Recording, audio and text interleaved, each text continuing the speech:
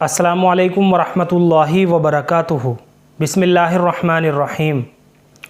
नहमदुहु व नुसल्ली अला रसूलिहिल करीम। अम्मा बाद।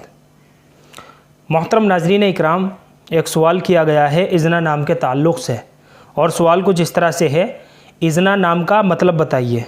और भी इस तरह के इज़्ना नाम के ताल्लुक़ से हमारे पास काफ़ी सारे कमेंट आए हैं कि इज़्ना नाम के मीनिंग क्या है, क्या लड़की का इज़्ना नाम हम रख सकते हैं। तो चलिए मोहतरम नाज़रीन हज़रात, इनके सवाल का जवाब भी देते हैं और इस नाम की मालूमात को भी समझ लेते हैं। देखिए, इज़्ना, इसका जो सही तलफ़्फ़ुज़ है वो ज़ाल के साथ है। अलिफ़, ज़ाल और नून, ये इसके हरूफ असली में से भी हैं।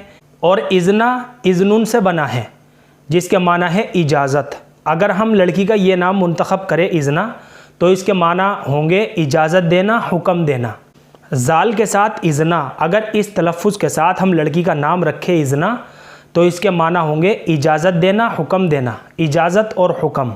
तो नाम रखने के लिहाज से इसमें कोई हरज की बात नहीं है, बच्ची का इज़्ना नाम रखा जा सकता है बिला डाउट और बिला तरद्दुद।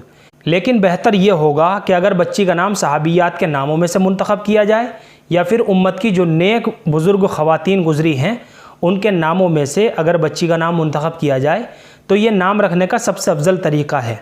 और सहाबियात के नामों के लिए माना जानने की भी कोई ज़रूरत नहीं होती, बस नाम रखने के लिए निस्बत काफ़ी होती है कि ये सहाबियात के मुबारक नाम हैं। तो इज़्ना नाम हम अपनी बच्ची का रख सकते हैं, इसमें किसी भी तरह की कोई हरज की बात नहीं है, कोई ख़राबी नहीं है। मुझे उम्मीद है कि आप सभी हज़रात को अच्छी तरह समझ में आ गया होगा। अल्लाह हम सबको सुन्नत व शरीयत पर पाबंद फरमाए। फ़क़त वल्लाहु आलम।